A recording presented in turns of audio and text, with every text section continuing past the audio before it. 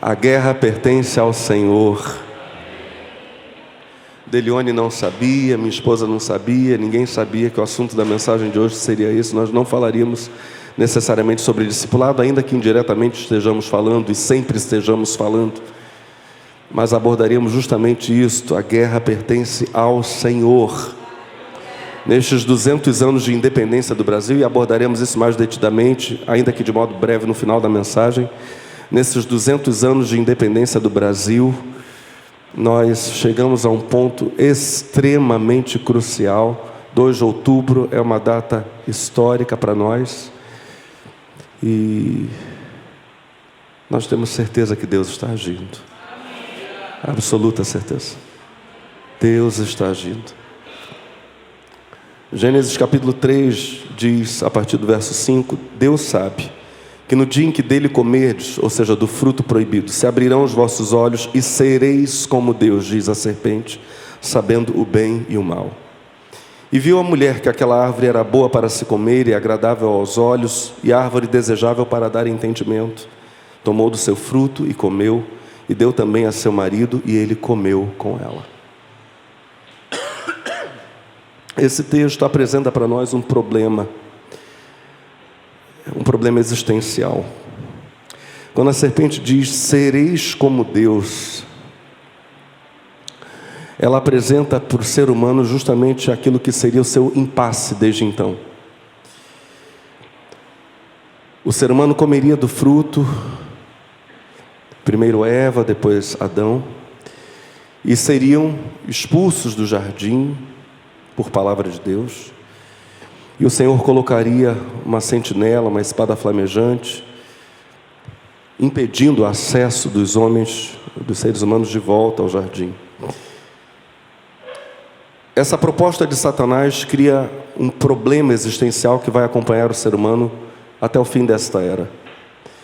Desde que o ser humano é expulso do jardim do Éden, ele não sabe o que é ser governado e o que é governar. Ele perdeu ali os sensos de autoridade e responsabilidade.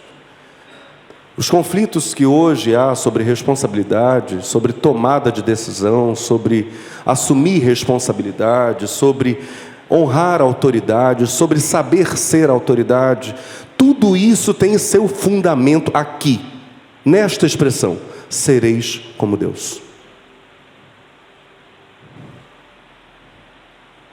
Nós temos a tendência natural desde então de querermos fazer aquilo que só a Deus compete fazer, ou no oposto, querermos que Deus faça o que cabe a nós fazer. Perdemos os sensos de responsabilidade e autoridade.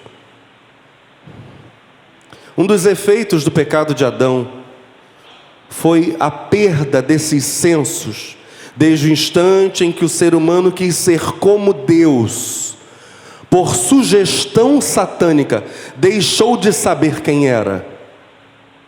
Agora, o ser humano, na essência, nem é puro homem, não é mais puramente humano, ou seja, criatura sujeita plenamente ao seu Criador, não é mais isso, e tampouco é Deus.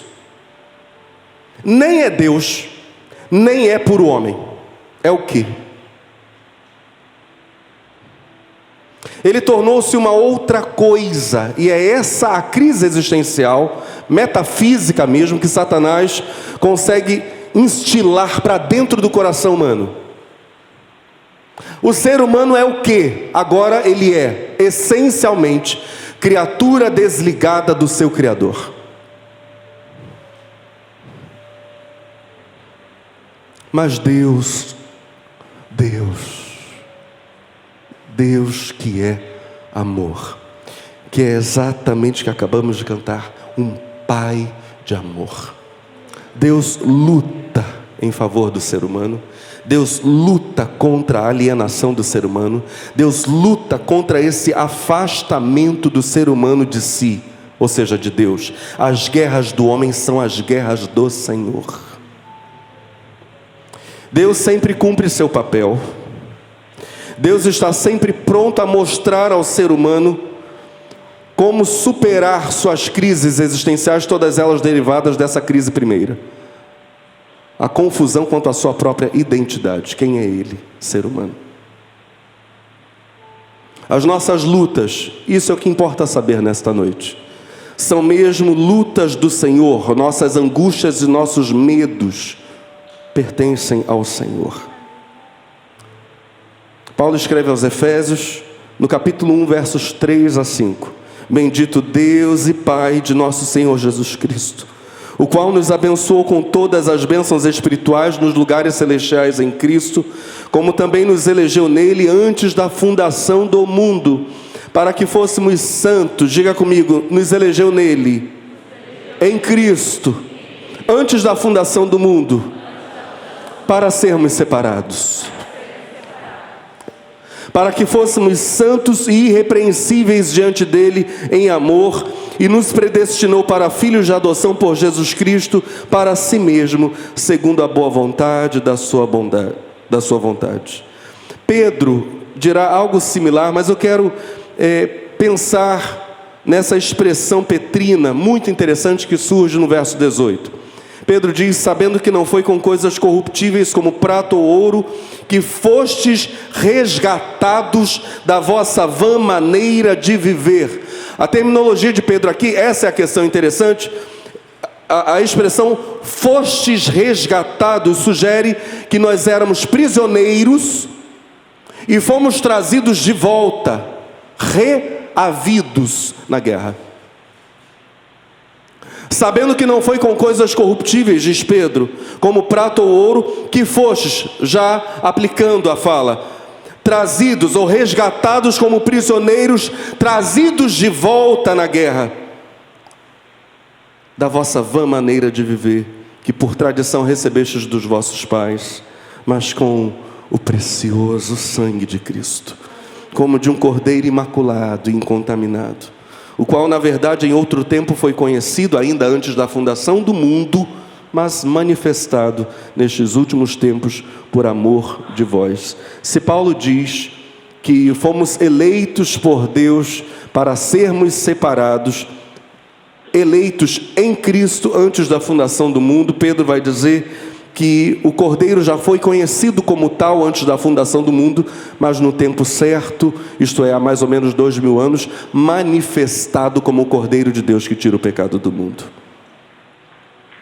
Apocalipse capítulo 13, versos 7 e 8, agora o apóstolo João vai dizer, foi-lhe permitido fazer guerra aos santos e vencê-los, e deu-se-lhe poder sobre toda a tribo e língua e nação, e adoraram-na, ou seja, a besta, todos os que habitam sobre a terra, esses cujos nomes não estão escritos no livro da vida do Cordeiro, que foi morto desde a fundação do mundo.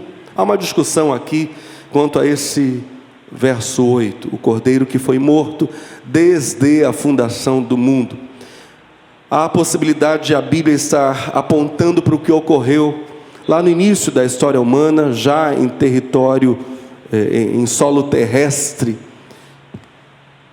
logo após a desobediência de Adão e Eva. A Bíblia diz que Deus faz um sacrifício, necessariamente Ele faz. Ele veste os seres humanos de peles de animais, cobre as suas nudezes, que estavam de modo rudimentar, cobertas por folhas de figueira. A Bíblia diz que Deus cobre com pele de animal, necessariamente houve ali sacrifício animal para que os seres humanos fossem cobertos, e esse sacrifício estaria apontando justamente para o Cordeiro. Talvez até o que foi sacrificado tenha sido, no dizer de João, um cordeiro mesmo, para que a partir da sua pele os seres humanos fossem cobertos. Tudo isso apontando para Jesus de Nazaré. O que objetivamente o texto de Gênesis diz para nós, no capítulo 3, verso 21, é isto: fez o Senhor Deus a Adão e a sua mulher túnicas de peles e os vestiu. Deus assume a guerra humana e diz, olha, vocês estão desidentificados, despersonalizados, desnudados, envergonhados, expostos, porém eu os visto, eu os cubro. Aleluia. Deus reage a nós, digo, com misericórdia, encorajamento e correção. No Antigo Testamento, Deus é mesmo o Deus da misericórdia. O termo misericórdia aparece cerca de 261 vezes na Bíblia ligado a Deus. E destas ocorrências, dessas 261 vezes em que o termo aparece ligado a Deus, 185, 71% das vezes estão no Antigo Testamento. Apenas 29%, 76 vezes, aparece esse termo no Novo Testamento ligado a Deus. Deus é, portanto, um Deus cheio, e o Antigo Testamento vai ressaltar isso inúmeras vezes, cheio de misericórdia. Um dos maiores dramas da Bíblia, sabemos, é a tomada de Canaã. Deus ordena a Josué que não poupe aqueles povos. Alguns se chocam quando veem Deus mandando exterminar os cananeus. Mas há detalhes da misericórdia divina, da sobreabundante misericórdia divina, que ultrapassa em muito a misericórdia humana, a benevolência humana, ultrapassa em muito. Há detalhes da misericórdia divina que não podem ser de jeito nenhum negligenciados por nós. Isso já foi dito aqui, mas eu preciso reforçar essa fala. Há poucos anos isso foi mencionado neste púlpito. Precisamos voltar a isso. Os cananeus, historicamente, foram uma das culturas mais abomináveis que já existiu. Eles praticavam sacrifícios de crianças em seus rituais religiosos, praticavam orgias ritualísticas periódicas, onde virgens eram estupradas e depois assassinadas por sacerdotes. Um arqueólogo humanista chamado William Foxwell Albright, da Universidade Johns Hopkins, afirmou o seguinte, fala de William Albright: as comparações dos objetos de culto e textos mitológicos dos antigos cananeus com os dos egípcios e mesopotâmicos levam a uma única conclusão: que a religião canaanita era muito mais centrada em sexo e suas manifestações. Em nenhum outro país foram encontradas tantas figuras de deusas de fertilidade, algumas distintamente obscenas. Em nenhum outro lugar o culto a serpentes aparece com tanta força. Dr. Albright, que não era religioso, ele era um humanista, chegou a dizer a seus colegas na Universidade Johns Hopkins que, fala dele, colegas críticos da Bíblia deveriam entender que Israel prestou um favor ao mundo ao eliminar culturas de uma índole tão doentia.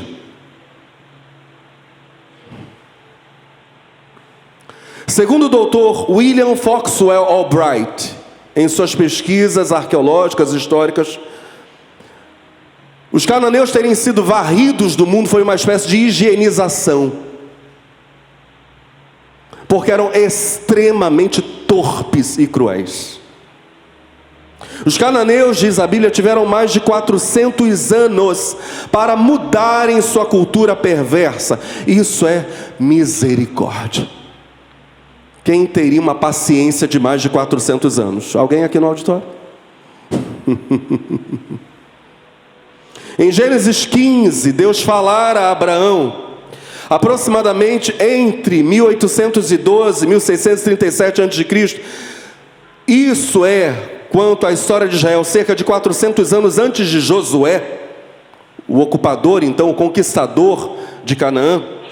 Deus tinha falado a Abraão, cerca de 400 anos antes de Josué, o conquistador, sobre a extrema injustiça dos cananeus.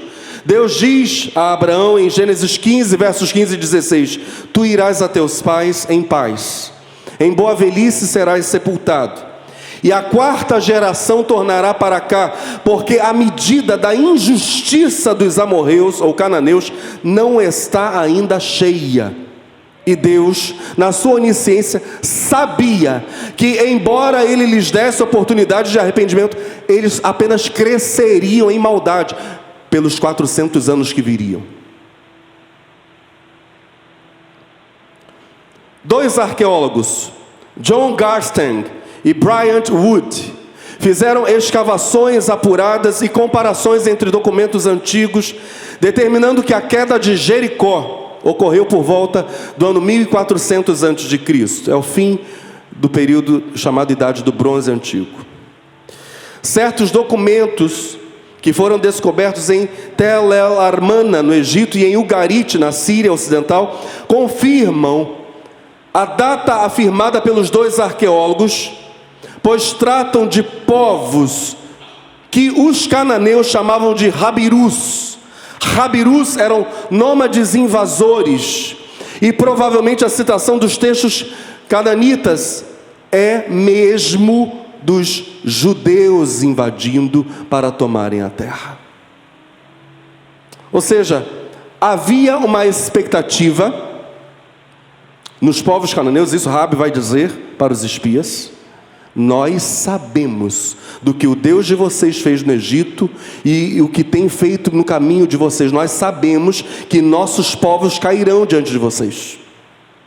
Já havia uma expectativa entre os cananeus, e havia uma crescente iniquidade historicamente solidificada no meio daqueles povos, até que os Rabirus chegaram.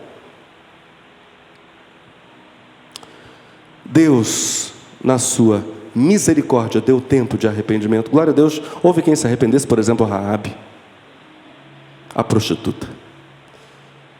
Mas Deus precisava fazer alguma coisa com uma crescente injustiça que estava no mundo. Deus não pode se omitir diante do mal crescente. Deus não é como nós. Ele é o Criador e sustentador da vida. Ele é o Senhor do mundo.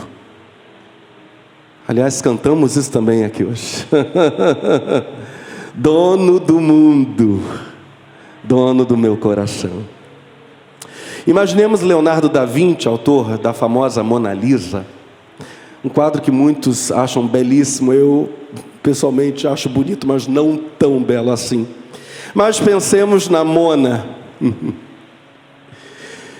Leonardo da Vinci, se quisesse, com todo direito, poderia destruir a Mona.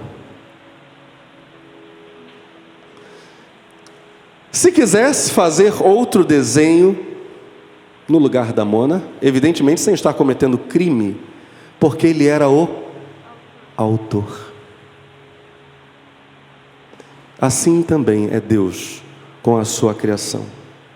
Se nós quiséssemos destruir a criação, cometeríamos crime. Apocalipse vai falar isso, que Deus destruirá aqueles que destroem a terra. Nós não temos o poder de criar a vida, nós não temos o direito de assassinar, mas Deus é aquele que dá a vida e a tira. Ele é o Criador, Ele é o Senhor. Diante da misericórdia de Deus, nós temos uma reação: louvor. Olhamos para Ele e dizemos: Senhor, grande é a tua misericórdia para com todos. Tu és o Senhor do mundo, Tu és o Senhor da guerra, todas as coisas estão nas Tuas mãos. Em meio à guerra, Deus é o Senhor. Em meio à guerra, Deus nos cura. Se pensarmos nas nossas guerras pessoais, uma delas é a enfermidade. Às vezes uma doença de nascença, às vezes uma doença adquirida. Mas se você, meu querido, minha querida, está hoje lutando com uma doença, Jesus cura. João capítulo 9, a partir do verso 1, diz assim: passando Jesus, viu um cego de nascença. Diga comigo: um cego de nascença. Eu gostaria que nós sentíssemos o drama desse homem. Eu comento com minha esposa que amo música, gosto demais da música. Poder ouvir coisas belíssimas é algo divino, como o vídeo que assistimos há pouco. Mas o dom da visão, ele revela tantas e tantas coisas para nós. Na sua extrema complexidade, talvez dos sentidos, o mais complexo, ou um dos mais complexos, seja a mesma visão.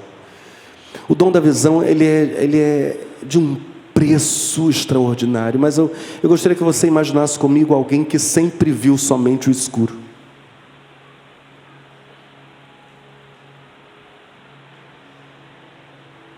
Nós não conseguimos ficar imaginando isso por um minuto, sem que o nosso coração pese com angústia.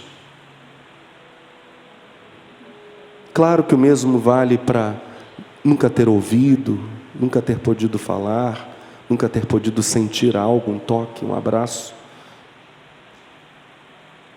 Mas o drama deste homem é um drama muito sério. O texto diz: passando Jesus viu. Jesus viu, mas o homem não viu Jesus. Passando Jesus viu um homem cego de nascença. Como Jesus o viu? Com que olhos Jesus olhou para aquele homem? Com quanta misericórdia, com quanta graça, com quanto amor. Como olha para os enfermos, como olha para você e para mim. E passando Jesus viu um homem cego de nascença. Mas os discípulos não viram. Os discípulos lhe perguntaram dizendo: Rabi, quem pecou? Este ou seus pais para que nascesse cego? Eles não viram o drama daquele homem. Eles viram peso, a espada da lei. A espada da lei apontada na direção daquele homem. Foi isso que eles viram. Porque a lei dizia que quem tivesse imperfeição física não poderia sequer se aproximar do lugar de culto para oferecer sacrifício. Excluídos da Santa Assembleia. É isso que os discípulos veem, eles eram judeus.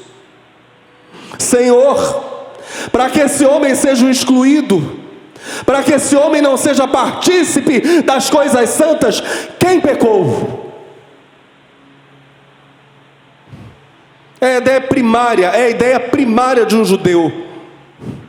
Ao ver um defeito genético, um defeito congênito, um problema de nascimento, Jesus olha para eles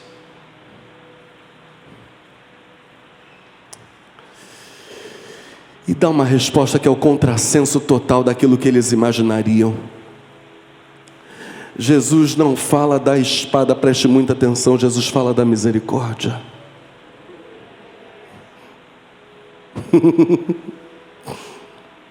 Rabi, mestre, quem pecou, este ou seus pais para que nascesse cego? Jesus respondeu: nem ele pecou, nem seus pais, mas foi assim, por causa da misericórdia, diríamos, para que se manifestem nele as obras de Deus. Para que os homens saibam que para todas as suas angústias, Deus tem cura.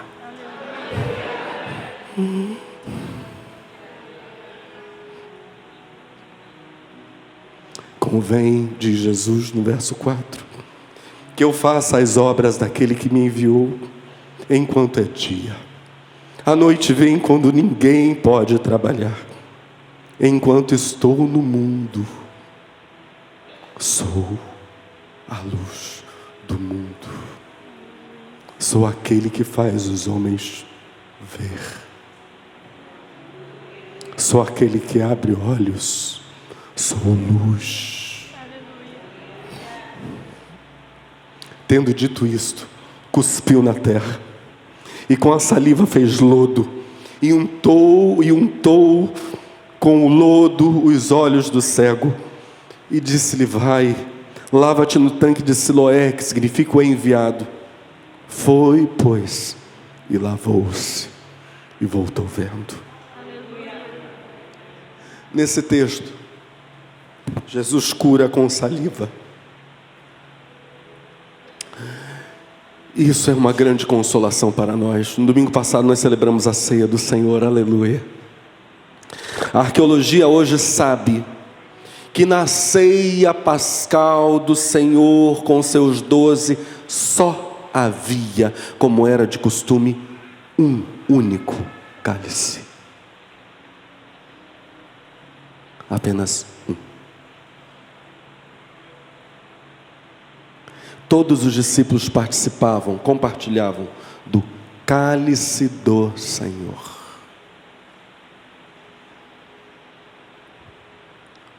Paulo vai dizer para nós que o cálice que tomamos na ceia é o cálice de Cristo.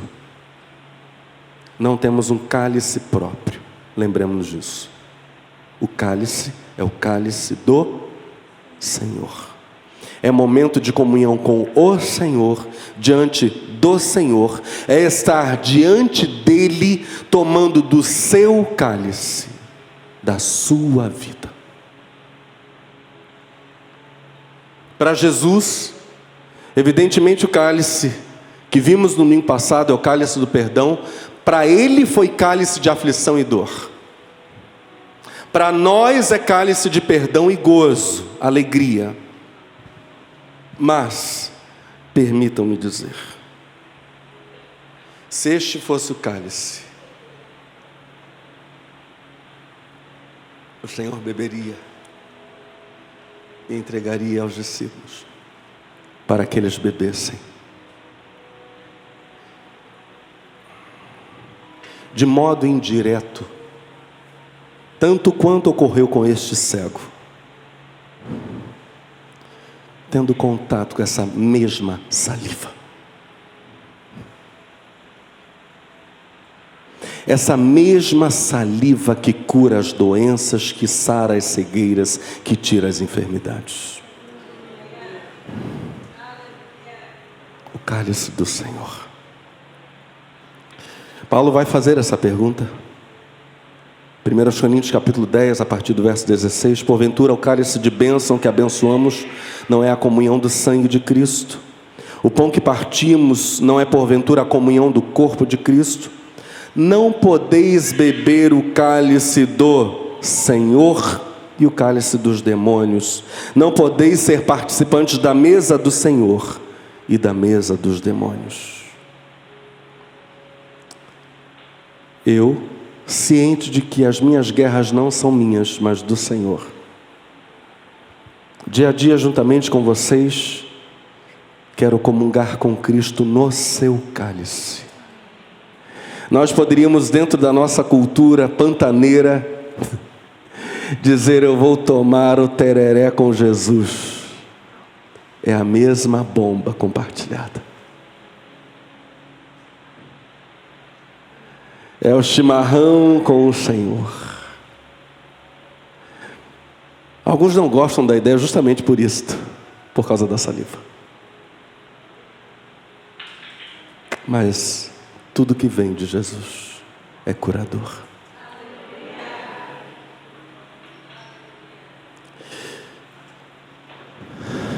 Misericórdia, cura, encorajamento. Nas guerras do Senhor, Ele também nos dá sua correção. Hebreus capítulo 12, a partir do verso 4 diz: ainda não resististes até ao sangue, combatendo contra o pecado, e já vos esquecestes da exortação que argumenta convosco como filhos. Filho meu, não desprezes a correção do Senhor, e não desmaies quando por ele fores repreendido, porque o Senhor corrige o que ama, e açoita qualquer que recebe por filho. Se suportais a correção, Deus vos trata como filhos.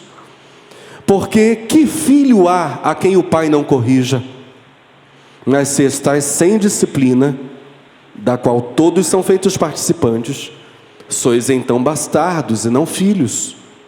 Além do que, tivemos nossos pais, segundo a carne, para nos corrigirem, e nós os reverenciamos.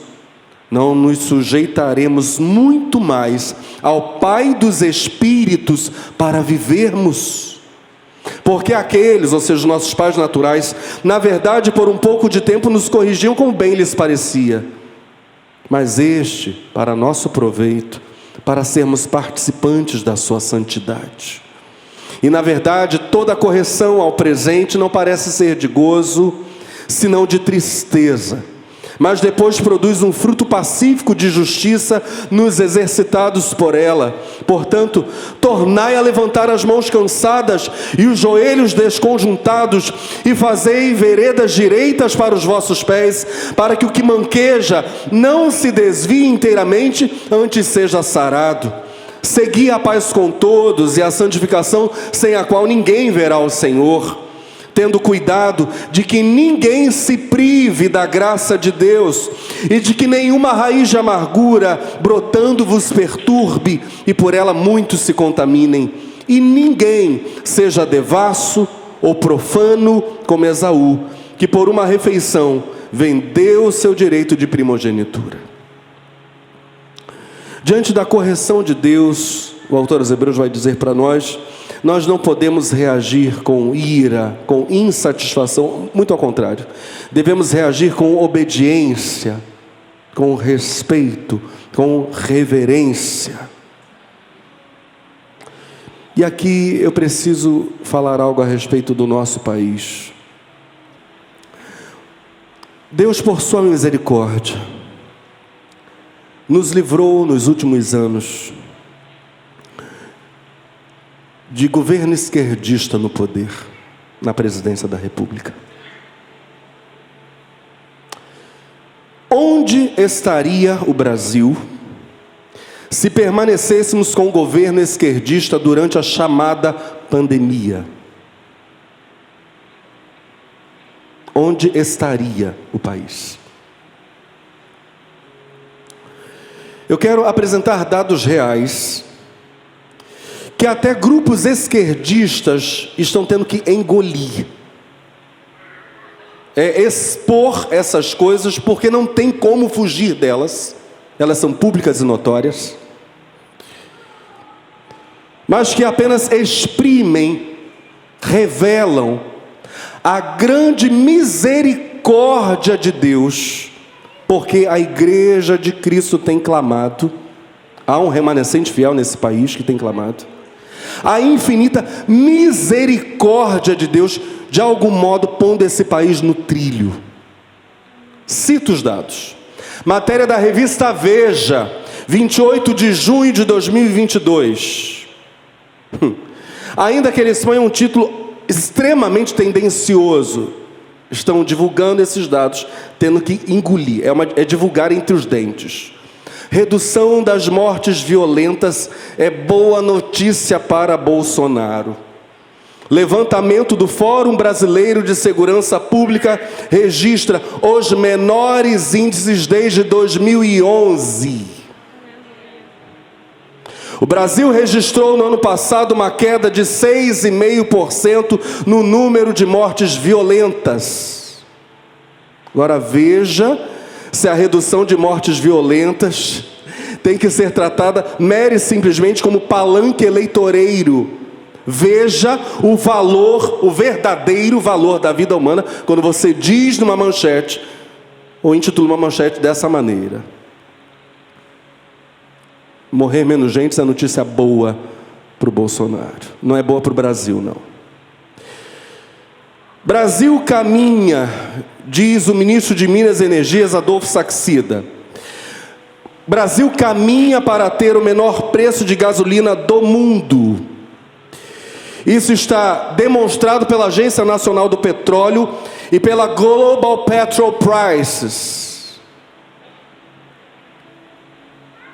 Mesmo grupos que que estariam batendo palmas se a gasolina estivesse, como na Inglaterra está no equivalente a R$ 12,15, pelo menos no final de julho, esse era o preço da gasolina lá, estariam aplaudindo se a nossa gasolina estivesse com um preço nas alturas.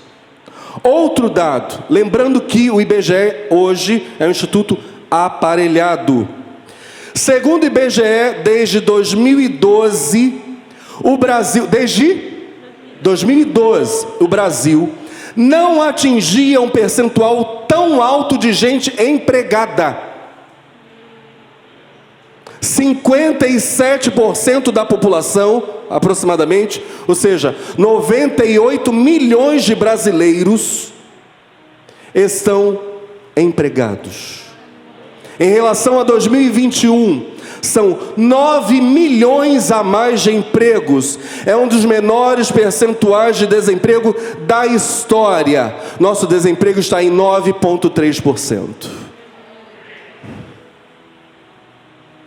O Fundo Monetário Internacional, que hoje está dominado pela esquerda, olha só, afirma que enquanto todo mundo ainda está saindo da pandemia, o Brasil é um dos poucos países, dos pouquíssimos países, em franco crescimento.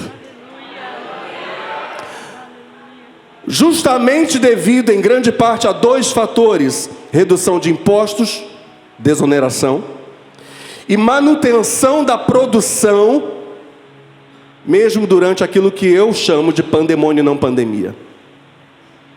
Quando a força produtiva foi, em vários países do mundo, completamente impedida de trabalhar. Lockdowns violentos, contra os quais nosso presidente lutou de modo público. Um dos elementos pelos quais o Brasil, hoje, é um dos pouquíssimos países em franco crescimento. Há algumas semanas, e aqui eu preciso fazer uma correção, citei o fato de os governos esquerdistas terem dominado a América. Falando aqui da nossa realidade americana.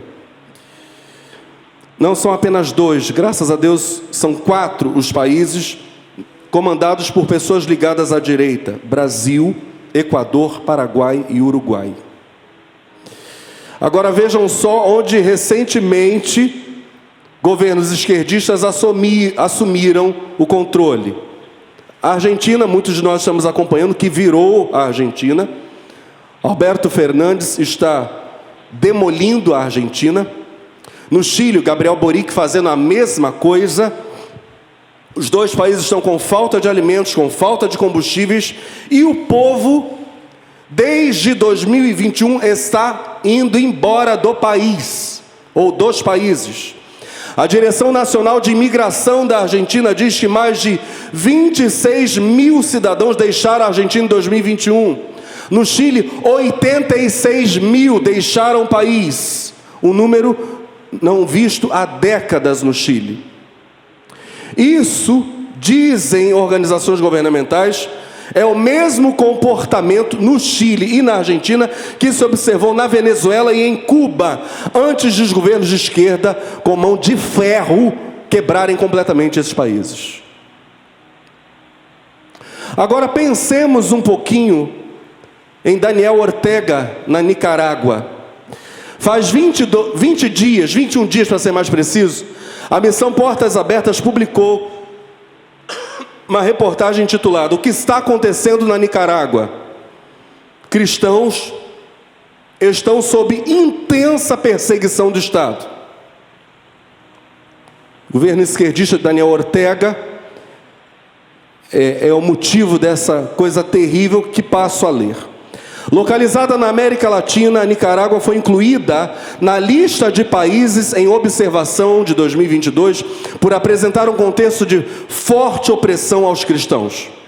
Desde 2018, sob a gestão do presidente Ortega, o governo faz prisões e proibições de eventos cristãos com recorrência, sob a alegação de, qual é o pretexto? Desestabilizar o Estado. Os cristãos desestabilizam o Estado. Por causa dos protestos de 2018 contra as reformas sociais do governo Ortega, vários pastores passaram a ser fortemente vigiados e receberam restrições de deslocamento dentro e fora do país. O governo aprovou recentemente leis que impactaram as ONGs e centros de educação no país. Várias instituições cristãs foram interditadas por causa dessa lei, ou seja, tiveram seu funcionamento proibido. O Estado também aumentou a pressão contra os, aspas, inimigos do governo. Ortega e sua esposa, Rosário Murillo, que ocupa o cargo de vice-presidente há 2 mandatos, suspeitam de todas as pessoas ou organizações vinculadas aos protestos de 2018. Eles fecharam universidades, ONGs e outras instituições que em algum momento manifestaram a insatisfação com as políticas do casal à frente da presidência. Muitos cristãos apoiaram as manifestações de 2018 contra ações do governo que eram incoerentes com o Evangelho. Eles também consolaram os que perderam parentes nas manifestações e socorreram as vítimas feridas pelos policiais. Por isso, as igrejas estão prejudicadas e os líderes cristãos estão sob forte vigilância. Foram registrados casos de invasão e violência na casa de pastores. As famílias dos pastores foram muito afetadas pelas falsas denúncias que pretendem limitar a liberdade de ação dos líderes cristãos. Desde 2021, foi registrada a prisão de 22 líderes cristãos. Todos estavam ministrando os cultos nos momentos de detenção. Isso é o que está acontecendo na Nicarágua hoje. Todos, repito, estavam ministrando os cultos no momento da detenção e não tiveram direito a julgamento. Um líder cristão foi sequestrado e está desaparecido desde a semana passada, e 12 cristãos foram agredidos fisicamente por causa da perseguição. Regularizar as igrejas tem sido um verdadeiro desafio na Nicarágua. Novos documentos são exigidos quase mensalmente e há rumores de uma nova lei que pretende colocar todas as igrejas do país sob a fiscalização de um novo órgão de vigilância. O governo afirma que essa medida procura evitar ações ilegais das igrejas contra a população. Mas as burocracias, na verdade, só têm cooperado de portas abertas para fechar e confiscar os bens de igrejas que funcionavam regularmente há anos. Portas Abertas finaliza, e aqui eu não lerei toda a reportagem, vou para a parte final dela. Portas Abertas finaliza dizendo o seguinte: ore pelos pastores e líderes que vivem sob intensa pressão na Nicarágua, para que a paz que excede todo o entendimento revista os seus corações. Interceda pelas ONGs e instituições administradas por cristãos, para que em breve voltem a abrir e demonstrem o amor de Deus aos nicaragüenses.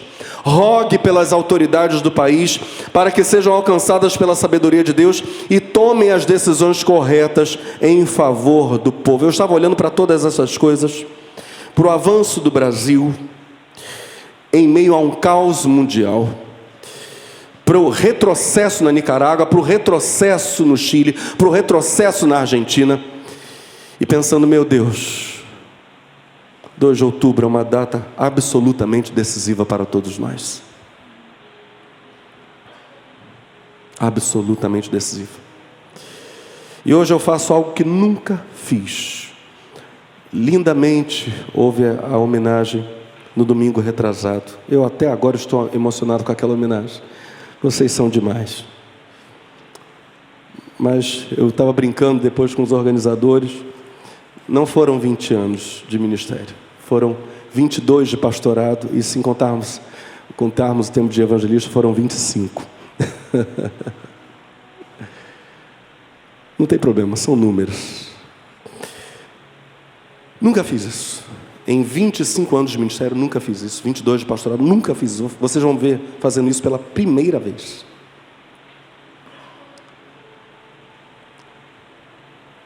Vários candidatos, em todos esses anos, aqui e em outros locais, nos procuraram pedindo apoio.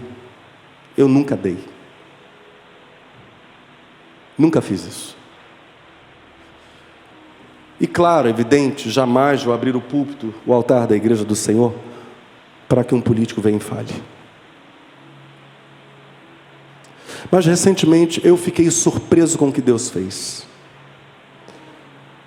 Por primeira vez, creio eu, temos aqui na membresia uma pessoa que é candidata a deputada estadual, Elane Ribeiro, membro da igreja recém-recebida. Elane vem me procurar para conversarmos sobre política, pedindo apoio. Eu não falei nada para ela. Eu gostaria que ela estivesse aqui para ouvir esse relato. Não falei nada. Eu fui conversar com o meu chefe. Senhor, fala comigo. E o Senhor falou comigo, me levando a um texto em que Deus levanta um grande líder em Israel para libertar o povo do jugo filisteu. Eu li para esse texto, eu disse: então essa candidatura da Elane é tua, Senhor? Sim, é minha. Amém. Fomos conversar, conversamos. Em dado momento, Elane começou a citar frases do texto que Deus me deu. Eu olhei para ela: Elane, deixa eu te falar o que o Senhor me falou. Eu jamais apoiei um político. O Senhor me falou estas e estas palavras que você agora está citando aqui para mim. E ela teve uma crise de choro na sala da minha casa. Ela disse: pastor, Deus sabe do meu coração. Eu disse: sabe mesmo. Sabe mesmo do teu coração. Estou apoiando Elane. Não sei o número dela não. Eu vou votar nela, mas não sei.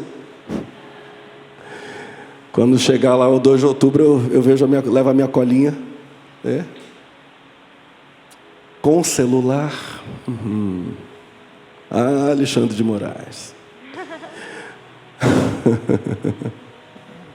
Anomalias, né? Mas eu entendi, o Senhor, o momento que o Brasil está vivendo é um momento decisivo. Nunca estivemos nessa encruzilhada entre cairmos, porque o esquerdismo no mundo está com um braço de ferro. Eles não estão mais sutis. Passou essa época da sutileza, não há mais sutileza. Agora o punho é de aço. Agora se sobe ao poder para massacrar mesmo. Não há mais vergonha, né? Antes a coisa era meio, né, por debaixo do pano. Agora não é mais por debaixo do pano. A segunda coisa que nós vamos fazer nesta noite, excepcional. Nós já oramos pelo Brasil neste culto e nós vamos orar de novo. E nós vamos orar de novo dizendo: Senhor, a guerra pertence ao Senhor. Há uma oração que eu tenho feito e convido você a fazer comigo, que é esta: Senhor, converte Jair Bolsonaro. Amém. Bolsonaro precisa se converter. Ele ainda não é convertido. Precisa ser salvo. A esposa é uma mulher de Deus, é batista, uma bênção, precisamos cobri-la de oração. Mas Bolsonaro ainda não. Ele precisa ser salvo. Por favor, fique de pé no seu lugar.